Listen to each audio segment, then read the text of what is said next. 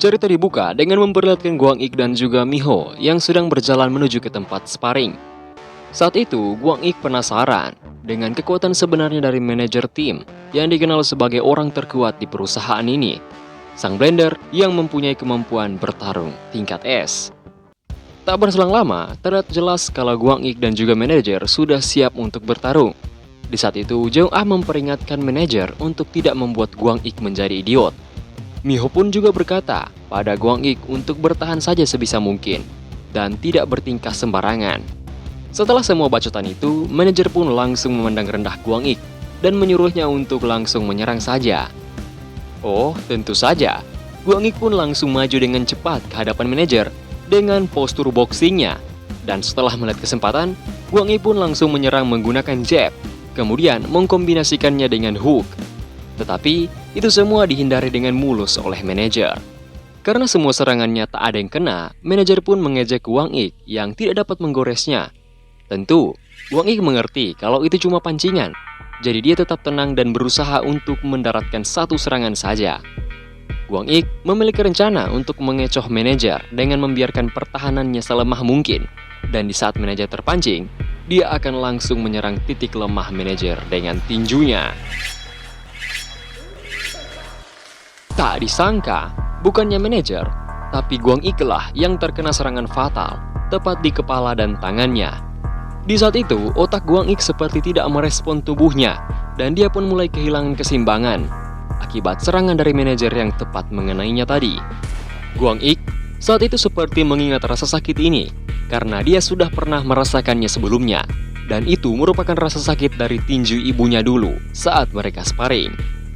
Waktu itu umur Guang Ik sekitar 15 tahun dan dia melawan kata-kata ibunya saat itu. Dan ya, alhasil ibunya pun langsung pergi membawanya ke suatu tempat, bukannya ke sekolah, tetapi malah pergi ke gym. Dan di sanalah dia dihajar habis-habisan sampai babak belur.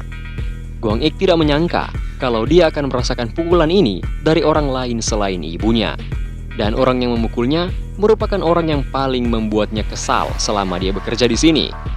Namun, bukannya merasa tambah kesal, Guang Ik mencoba memikirkan apa yang sebenarnya terjadi tadi. Saat itu, memang benar kalau mereka berdua sama-sama melancarkan sebuah serangan. Tetapi, beberapa milidetik kemudian, manajer langsung mengubah arah serangannya dan langsung menggenggam tangannya, kemudian mematahkannya dalam sekejap. Dan kemudian, langsung memukul kepalanya menggunakan siku. Saat itu, Guang Ik pun langsung meregenerasi tangannya dan kemudian langsung menatap tajam ke arah manajer. Saat itu, seakan-akan waktu berhenti, Guang Ik kemudian menarik nafasnya perlahan dan menyadari kalau selama ini dia sudah terlalu sombong dan menganggap kalau ini merupakan pertarungan yang mudah. Padahal nyatanya, ini merupakan pertarungan yang sangat berat karena perbedaan level di antara mereka berdua sangat terlampau jauh. Jadi, Guang Ik pun langsung menghilangkan kesombongan dan kekesalannya, kemudian langsung melepaskan indera immortal dan sense milik Shapeshifter, yang artinya dia akan serius mulai sekarang. Singkat cerita, serangan demi serangan pun dia lancarkan ke arah manajer tim, dan sekarang terlihat jelas di mata Guang Ik kalau dia hanya ingin mengalahkan manajer saat ini. Di saat yang sama, manajer pun langsung bertanya alasan Guang Ik ada di tempat ini. Dia bertanya, apakah itu demi uang? Di sisi lain, Guang Ik terus mengabaikannya dan langsung menajamkan inderanya lagi. Melihat itu, manajer pun langsung menghina Guang Ik. Dan sesaat kemudian, dia pun langsung menghilang dari pandangan Guang Ik. Of course, Guang Ik sadar kalau ini merupakan skill menghilangkan jejak yang pernah diajarkan oleh guru immortalnya. Di saat itu, karena dia mengetahui cara untuk mengcounter balik atau melawannya, Guang Ik pun dapat dengan mulus menghindari serangan itu. Setelahnya, Guang Ik pun langsung memutuskan untuk mengambil jarak dari manajer agar dia dapat meluaskan inderanya lagi. Di sisi lain, Guang Ik heran kenapa bisa fisik manajer lebih unggul darinya, yang jelas mempunyai kekuatan fisik Shapeshifter. Namun, pemikiran itu langsung hilang karena Guang Ik yang tiba-tiba langsung tersadar dengan perkataan kedua gurunya, di mana sebenarnya semua pelatihannya saat itu hanyalah dasarnya saja dan merupakan tingkat paling awal. Ditambah, dia hanya dilatih selama sebulan saja. Dibandingkan itu, Guang Ik sadar kalau dia pasti akan kalah dengan seseorang yang berdarah murni dan sudah berlatih sepanjang hidupnya. Tapi walaupun begitu, bukan berarti dia akan menyerah saja tanpa adanya perlawanan. Di sisi lain, manajer pun melanjutkan pertanyaannya yang tadi, yaitu tujuan dari Guang Ik datang ke tempat ini. Apakah itu demi uang, sok-sokan jadi pahlawan, atau karena Guang Ik ingin populer di kalangan para gadis?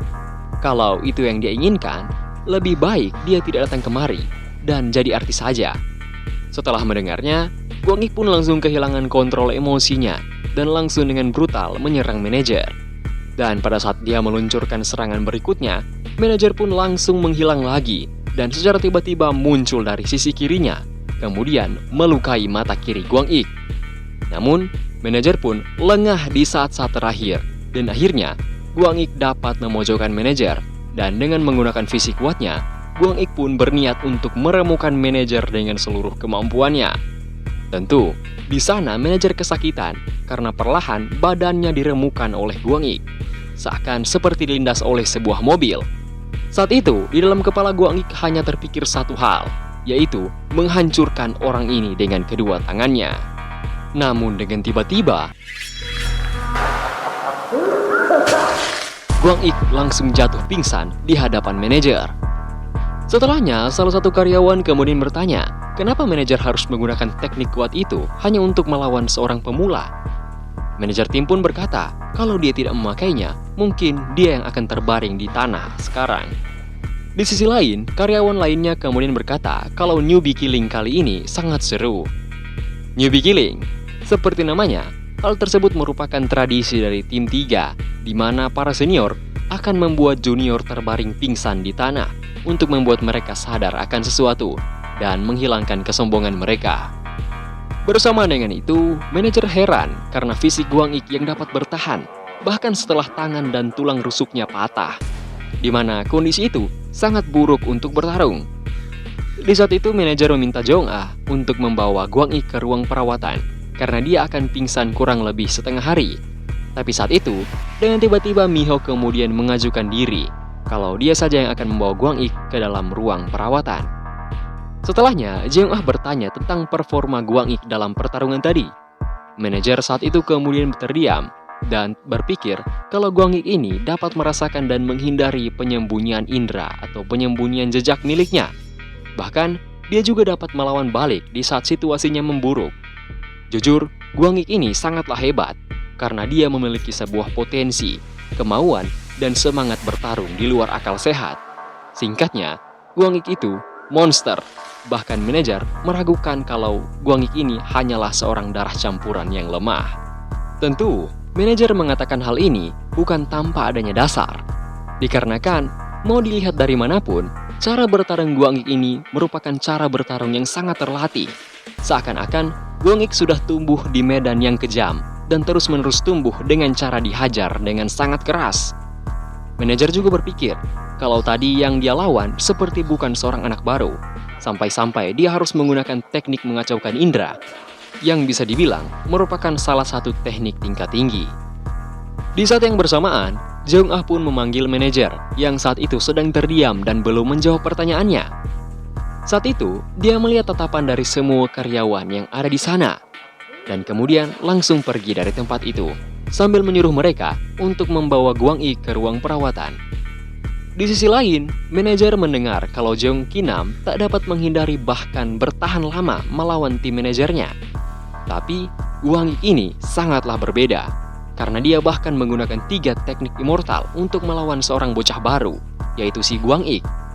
Tentu, pada awalnya, dia mengira kalau Jeong Ki-nam merupakan yang terbaik dari antara para karyawan baru. Tapi nampaknya, yang terbaik dari antara yang terbaik adalah orang ini.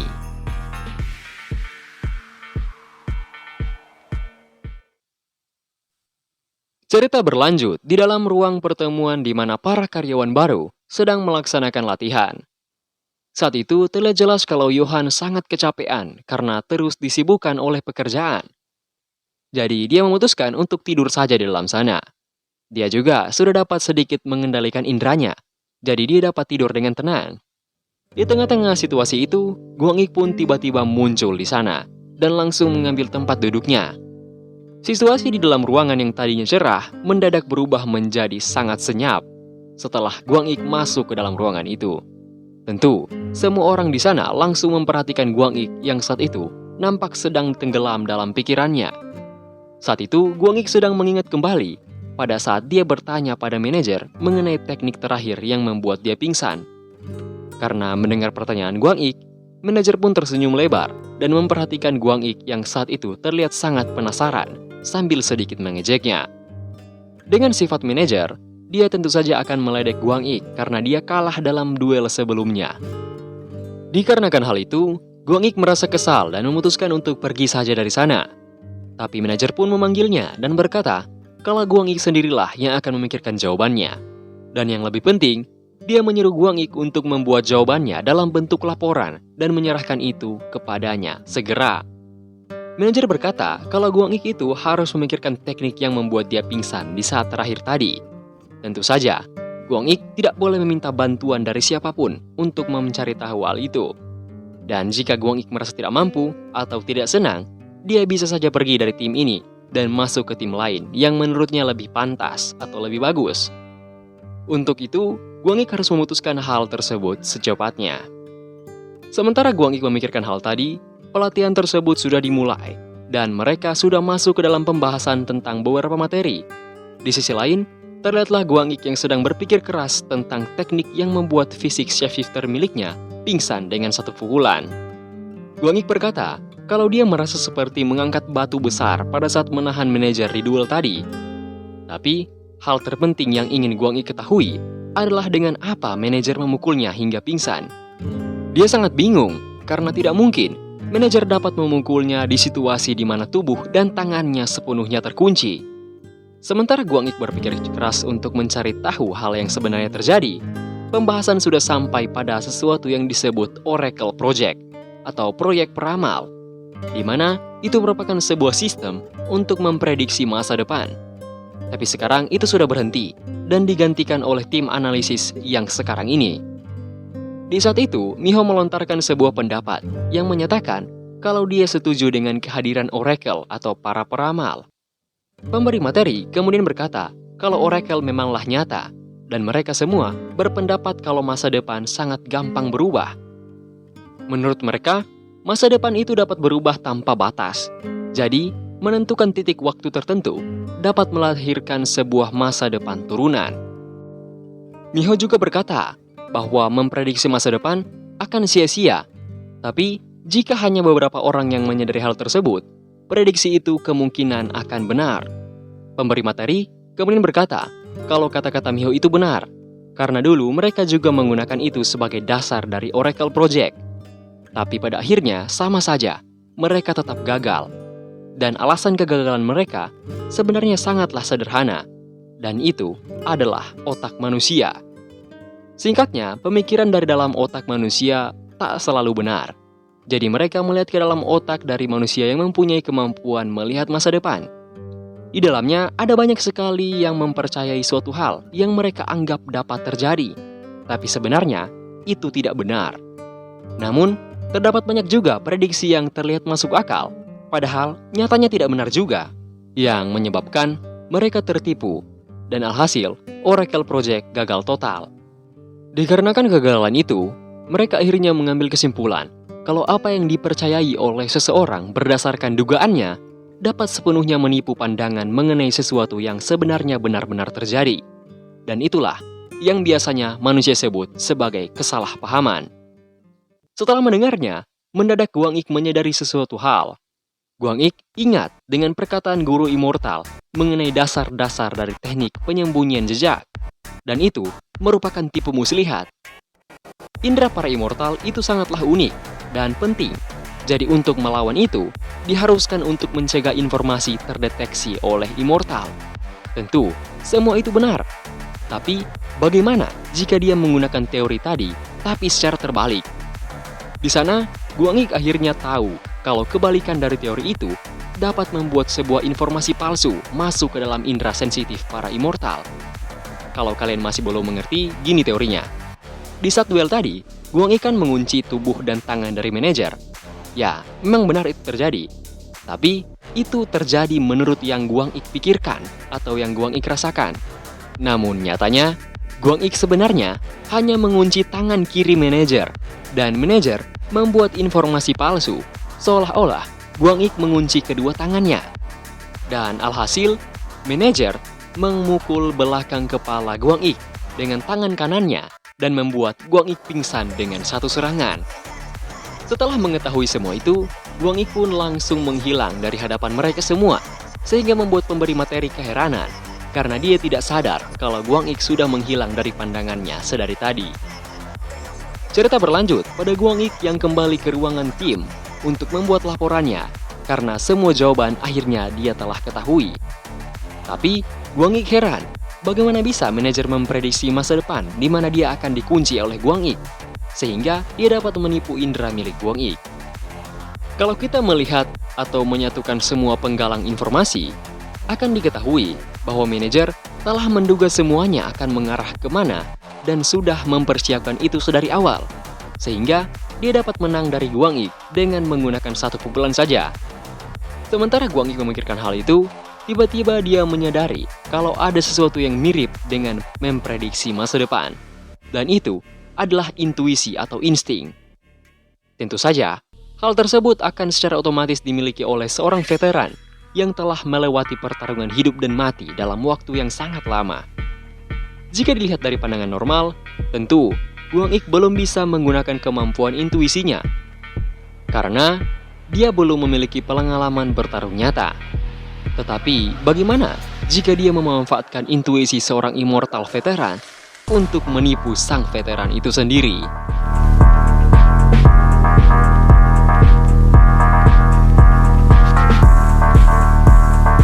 Saat itu, Guang Ik memaksimalkan semua inderanya, memblokir semua suara di sekitarnya, dan hanya fokus kepada lawannya. Dan di saat itu, dia pun memprediksi sekali lagi bahwa serangan dari manajer akan datang dari arah kiri. Namun di saat itu, Guang Ik terkejut karena manajer juga menggunakan hal yang sama sekali lagi, seperti halnya di dalam duel. Tapi kali ini, energi dan jejak serangan muncul dari segala arah dan mengarah tepat ke arah Guang Ik. Di sini, saya kurang tahu apa yang sebenarnya terjadi. Tetapi terlihat jelas kalau kedua senior Guang Ik seakan tidak percaya dengan apa yang mereka lihat sekarang ini. Setelahnya, manajer bertanya tentang apa yang dilakukan oleh Guang Ik sebelumnya. Dia pun menjawab dengan santai kepada manajer kalau yang sedang dia lakukan adalah laporannya. Hanya saja, yang dia lakukan sekarang lebih akurat daripada laporan biasa. Setelah itu, manajer pun langsung berkata kalau jawaban dari Guang Ik benar dan akurat. Manajer saat itu terlihat puas dengan jawaban Guang Ik. Kemudian, pergi dari tempat itu sambil menyuruh Guang Ik untuk membersihkan semua kekacauan yang dia sebabkan. Tentu, karena mendengar hal itu, dia pun menuruti perintah dari manajer. Di samping itu, Jeong Ah dan Panda bertanya apa yang sebenarnya dilakukan oleh manajer kepada Guang Ik. Karena teknik Guang Ik terlihat seperti teknik jejak tipuan. Manajer kemudian menjawab bahwa tidak mungkin dia akan melakukan sesuatu seperti mengajari Guang Ik yang merupakan seorang pemula. Tapi di atas semua itu, dia mengakui kalau laporan Guang Ik itu sangatlah mengesankan. Jeong Ah juga mengatakan kalau kemampuan fisik Guang Ik merupakan salah satu dari antara yang teratas di perusahaan. Tentu, setelah mendengarnya, manajer memprediksi bahwa jika Guang Ik ini seorang darah murni yang dilatih terus-menerus, dalam pengawasan para ahli, dia seharusnya melakukan itu dengan lebih halus. Tapi lebih masuk akal kalau Guang Ik mendapatkan pencerahan dan langsung mencoba idenya tersebut. Ditambah lagi, dia langsung mencobanya kepada manajer tim. Saat itu, manajer sangat penasaran dari mana asal monster ini sebenarnya. Keesokan harinya, terdengarlah sebuah kabar kalau tim keamanan eksternal ketiga mendapatkan sebuah misi, yaitu misi Black Hole rank D. Dan anehnya, manajer meminta Jeong Ah untuk membawa Guang Ik ke misi itu. Setelah selesai mendengarnya, Guang Ik pun langsung ikut bersama Jeong Ah untuk pergi ke basement agar mereka dapat memperlengkapi diri mereka dengan equipment demi untuk menjalankan misi pertamanya sebagai karyawan baru. Tentu, setelah mendengarkan perintah, Guang Ik langsung dengan cepat memakai equipmentnya dengan lengkap. dan segera menuju ke lokasi di mana mereka akan ditugaskan. Singkat cerita, unit 1 dan 2, yaitu Jeong-ah dan Gwang-ik, sampai ke lokasi misi mereka, yaitu sebuah tempat kemunculan black hole peringkat B. Tentu saja, saat itu Gwang-ik merasa sangat gugup, karena saat ini dia sedang berhadapan langsung dengan insiden yang mirip dengan apa yang terjadi 9 tahun yang lalu, di mana saat itu dia hanya bisa menghadapi kekuatan dan teror di belakang perlindungan para hero. Tapi saat ini sudah berbeda, karena sekarang dialah yang akan melindungi dan menghajar semua yang muncul dari dalam lubang itu. Namun, di saat itu Jeong-ah kaget karena sesuatu yang tidak beres mulai terjadi, karena black hole yang sebelumnya kecil mendadak tumbuh dan menjadi lebih besar daripada sebelumnya. Oh ya guys, nggak usah dicek-cek durasi ya guys ya, masih panjang kok, nggak perlu dicek-cek. Setelah menyadari hal itu, Jeong-ah dengan cepat meminta Gwang-ik untuk memulai siaran langsung untuk mengirimkan videonya dan meminta bantuan darurat. Setelah videonya sampai ke markas, manajer dan Panda langsung kaget dengan apa yang mereka lihat sekarang, karena itu merupakan black hole yang sangatlah besar dan masih terus membesar. Karena itu, mereka pun langsung menyuruh unit 1 dan 2 untuk segera mengevakuasi diri dari sana. Saat itu, unit 1 dan 2 mendapatkan laporan kalau misi ini telah naik menjadi misi rank C dengan tingkat yang berbahaya dan dapat mengancam nyawa. Saat itu, mereka langsung diperintahkan untuk kembali. Tapi Jeong-ah terlihat seperti mengabaikannya dan melihat ke arah perumahan yang terletak kurang lebih 4-5 km dari sini. Tentu saja, setelah menyadari hal itu, Gwang-ik langsung mengabaikan perintah dari markas, karena sekarang dia tidak bisa mengabaikan apa yang akan terjadi kepada para penduduk yang ada di sana. Diketahui kalau bala bantuan akan datang paling cepat dalam 15 menit, di mana ada kemungkinan kalau mereka akan dapat dimokatkan setidaknya sebanyak 150 kali. Saat itu, black hole semakin membesar dan markas terus-menerus memerintahkan mereka berdua untuk segera pergi dari tempat itu. Tapi tentu mereka mengabaikan markas. Di sisi lain, black hole pun mulai terbuka dan para invader mulai keluar dari dalam sana. Setelah melihat itu, markas terus-menerus memerintahkan mereka berdua untuk segera melakukan evakuasi dari sana. Karena jika tidak, merekalah yang akan menjadi target seluruh invader yang akan keluar dari dalam black hole itu. Gwang-ik saat itu tahu bahwa kru immortal itu merupakan kru yang sangatlah berharga.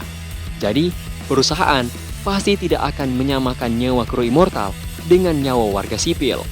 Karena walau dilihat dari bagaimanapun, kru immortal jauh lebih penting daripada warga sipil. Jadi normal saja jika perusahaan mementingkan para kru. Tapi, bukankah dia sendiri yang memilih karir berbahaya ini demi mencapai apa yang dia inginkan? Jadi, dia harus melaksanakannya dengan sepenuh hati.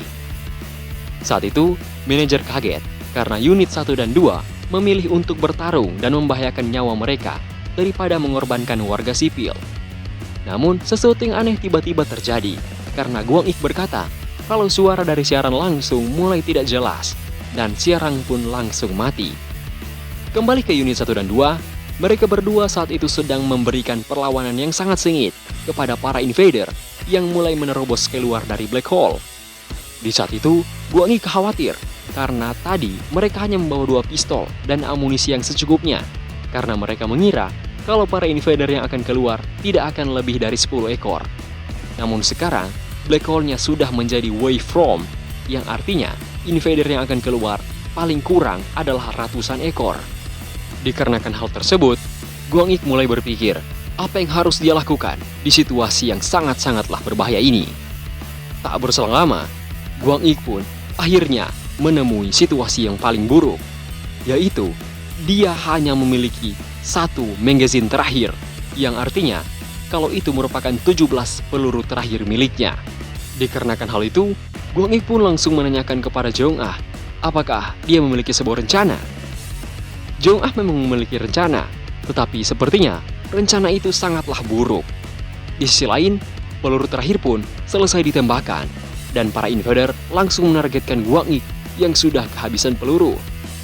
Invader itu pun langsung mencoba untuk menerkam Gwang-ik, tetapi secara tiba-tiba, Jeong Ah kemudian mengcover Guang Ik dan menghabisi invader tadi. Namun sayangnya, situasi sekarang malah semakin bertambah buruk saja. Dikarenakan para invader terus-menerus keluar dari dalam black hole itu. Jeong Ah yang melihatnya langsung dengan cepat menghadang para invader dan menghabisi mereka semua dengan cepat sebelum mereka semakin bertambah banyak lagi. Di samping itu, Guang Ik kagum dengan kehebatan Jeong Ah yang mampu menghabisi para invader meski mereka lebih banyak jumlah. Guang Ik kurang tahu bagaimana caranya Nostrum Human diciptakan, tetapi sekarang indranya menyadari kalau kekuatan Jeong Ah sudah jauh melampaui kekuatan manusia biasa. Di saat yang sama, karena peluru Guang Ik sudah habis, dia juga tentu harus bertarung. Tetapi, dia harus membatasi diri dan tak boleh menunjukkan kekuatan shapeshifter miliknya. Namun, karena dia adalah seorang irregular, dia tetap harus bertarung dan tak boleh menggunakan hal itu sebagai alasan untuk tidak bertarung. Seperti yang terlihat, Guang Ik nampak sangat mulus dalam memanfaatkan indranya, sehingga dia dapat bertarung dengan baik dalam situasi sekarang ini. Di sisi lain, terlihatlah Jeong Ah yang sedang bertarung. Di sini, dia dapat memprediksi serangan musuh, sehingga dapat menghindarinya dan melakukan serangan balik dalam waktu yang sangat-sangat singkat. Dan kemungkinan, karena inilah Jeong Ah mendapatkan penilaian kemampuan bertarung rank A. Di waktu yang sama, Guang Ik nampak melakukan sedikit kesalahan yang menyebabkan dia tergigit oleh salah satu invader. Tapi, dia mencoba untuk fokus lagi, karena kalau tidak, mungkin dia akan mokat di tempat ini. Mendadak, Guang Ik langsung mengingat rencana gila dari Jeong Ah sebelumnya. Dia mengakui kalau rencana itu memang tidak masuk akal dan terdengar sangatlah gila. Tetapi dalam situasi sekarang, dia tidak punya pilihan lain selain melakukan rencana gila itu. Guang Ik kemudian langsung membuka seluruh indranya dan menyebarkan hawa kehadirannya bersamaan dengan aura haus darah yang dia pelajari dari guru shapeshifter. Tak disangka, hanya dalam waktu singkat, semua invader yang ada di situ langsung menargetkan Guang Ik sebagai sasaran utama mereka. Tentu, Jeong Ah juga menyadari kalau para invader yang tersebar mulai berlarian ke arah Guang Ik untuk menyerangnya. Tidak disangka, Guang Ik akan menggunakan semua yang telah dia pelajari dari guru Imo secepat ini. Saat itu, Guang Ik menangkis semua serangan menggunakan tangan dan kakinya, tanpa menyebabkan dirinya kehilangan mobilitas. Namun walaupun begitu, para invader semakin bertambah banyak saja, hingga membuat Jeong Ah kesusahan dalam membantu Guang Ik. Dan pada akhirnya, dia pun terkepung oleh segerombolan invader. Di situasi yang sangat gawat ini, anehnya, Guang Ik malah tersenyum sambil memaksimalkan semua pengetahuan bertarungnya dan hanya memblokir serangan yang membuat dirinya tak bisa bergelang saja. Guang Ik terus menggunakan seluruh anggota tubuhnya untuk bertarung semaksimal mungkin, mulai dari tinju, kaki, lutut, siku, dan bagian lainnya yang mampu dia gerakan. Guang Ik terus-menerus melakukan gerakan yang sama demi memastikan tidak ada satupun dari para invader yang lolos dari sini. Kalau tidak, para warga yang akan terluka dan kehilangan nyawa mereka. Di situasi itu, dengan tiba-tiba, tembakan beruntun pun muncul dan mengenai para invader yang saat itu berhamburan di sekitar Guang Ik. Sesuai dugaan, tembakan itu ternyata berasal dari tim bantuan yang saat itu tepat waktu datang untuk menyelamatkan mereka berdua. Di sisi lain, Jeong Ah kemudian datang ke arah Guang Ik untuk memeriksa situasinya. Namun, bukannya mengkhawatirkan diri, Guang Ik malah bertanya situasi para invader. Jeong Ah pun sangat kaget dengan itu. Tapi dia pun langsung menjawab kalau semua invader telah diatasi.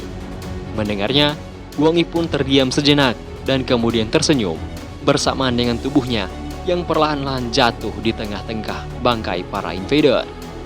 Di saat yang sama, tim bantuan pun mengonfirmasi kalau semua invader telah teratasi. Tapi mereka sangatlah kaget karena apa yang mereka lihat di sini. Sangat jelas kalau bangkai Blind Dog ini setidaknya berjumlah 200 ekor. Dan tidak mungkin tim yang berisi hanya 2 orang menghabisi semuanya, bahkan hanya dengan tangan kosong. Ditambah, hanya ada 1 Nostrum Human dan Immortal pemula di dalam tim itu. Dikarenakan hal tersebut, dia pun bertanya pada Jeong Ah tentang yang sebenarnya terjadi di sini. Jeong Ah yang mendengar hal itu, kemudian langsung terdiam dan bergumam bahwa bukan mereka berdua yang melakukan ini, tetapi hanya Guang Ik sendirilah yang membantai 200 invader itu dengan tangan kosong. Ya, tamat. Ini merupakan episode terakhir, karena emang udah mentok dari rawnya. Oke, dah gitu aja, bye-bye. Sakit leher gua gara-gara terlalu lama rekam guys ya.